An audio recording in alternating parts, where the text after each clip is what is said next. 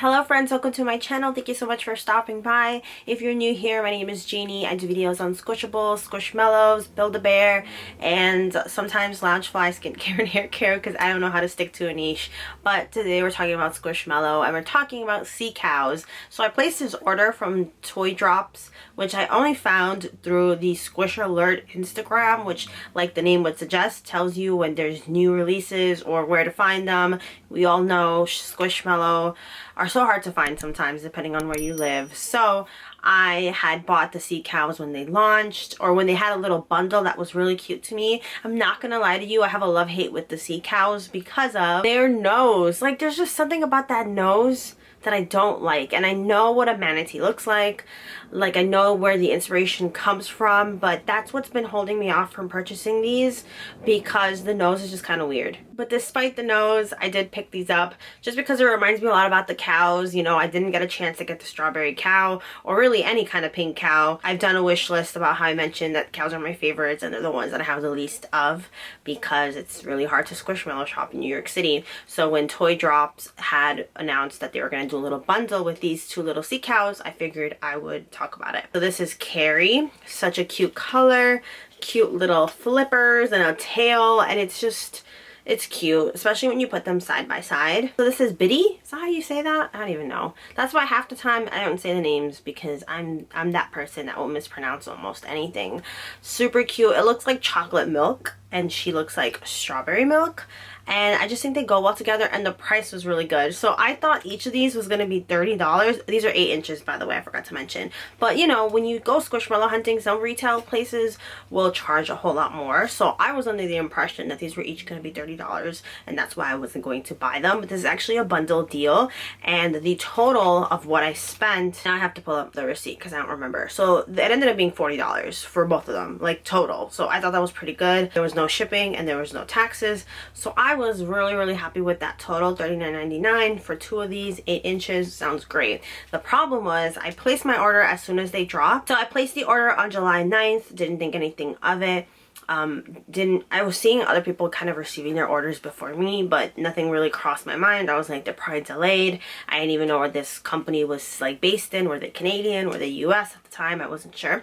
So didn't think anything of the delay. But then on the 15th of that same month, I received an email saying, hey, for some reason, your address is showing up as if it doesn't exist, so we can't send it to you. So please provide a new mailing address. The address I gave them was my husband's house, which is a real place, and I gave them the address that I use for literally everything else, but for some reason it wasn't coming up on their system, and that was why I didn't receive my package. So I gave them my mom's address, which is where I'm living right here. The only reason I don't like to do that is because people will just leave it on the porch, and you're more likely to get your package stolen, especially because I work 40 hours a week, and I'm not always here. Sometimes I'm with my husband. So that was annoying. Said that here's the new address, and then my package ended up getting delivered on Wednesday. So that was Wednesday, July 20th.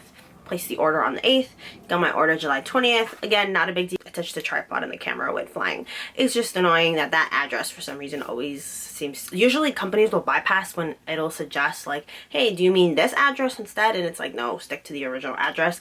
But for some reason it didn't work this time. So anyway, at least I got my babies. Let's take a look at them one more time. They're the perfect size. Like I said, I don't like their noses, but they're kind of growing on me. But I can 100% understand why people wouldn't like these. So I want to know your honest opinions.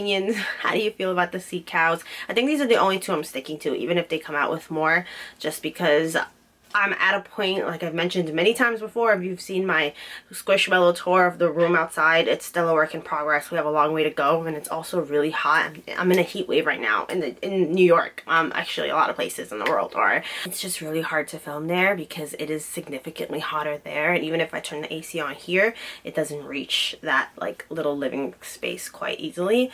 So I melt. So I'm not doing that for a couple more weeks, but I'm running out of space. Like, I have more Squishmallows than I do space, and that's really upsetting to me. I really have gone too far, so I'm trying to really stick to the ones that I really love. So I am gonna finalize like a wish list video.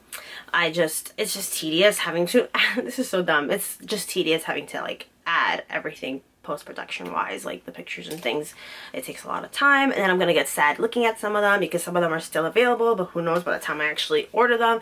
Am I gonna still have them? Are they gonna still be available? Am I just gonna go broke? You know, you never know. I don't know. But that being said, if you made it to the end of this video, thank you so much for watching. I really appreciate it. It's been such a wild journey, and I still don't know what to do about my niche. I know I talk about it all the time, but it's just so difficult to see kind of what's gonna stick, what's gonna get views, and it's not all about the views. I know this has just been a fun creative outlet, but at this point I am spending a little bit more than what I'm earning. I mean, I think we all do that for a while now, so I'm just kind of trying to navigate through that and see where the tides will take me. I guess I don't know, but don't forget to like and subscribe if you haven't already. Did I already say that? That means a lot, and that really helps this channel. Any kinds of thumbs up or comments, even if you're not saying anything, really help the channel, and I really appreciate it to those that take the time to comment on all of my videos. It's amazing. You're amazing. And yeah, stay safe out there, and I will see you very soon.